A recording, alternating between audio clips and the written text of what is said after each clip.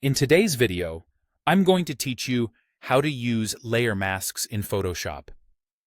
Layer masks are one of the most powerful, non-destructive ways to control what shows and what stays hidden on a layer.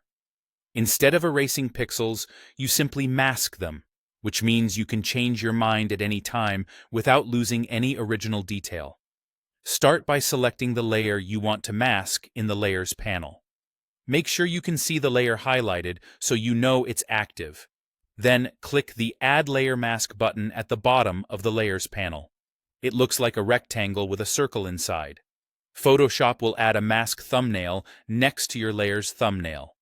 By default, the mask starts out white, meaning the entire layer is visible. To edit the mask, click the mask thumbnail to select it. You'll see a small highlight or border around the thumbnail when it's active.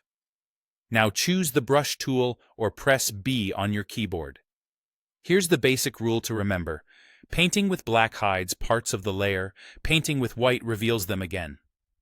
Think of it like painting transparency onto the layer. If you use shades of gray, you'll get partial transparency for softer blends. As you paint, adjust your brush size and softness for better control.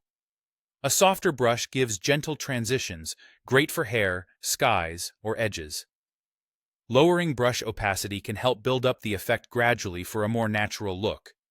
If you need to switch between hiding and revealing quickly, swap your foreground color between black and white so you can fine-tune the mask without switching tools.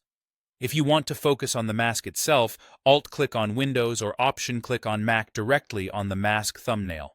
Your canvas will show just the grayscale mask, which makes it easy to spot stray strokes and clean edges.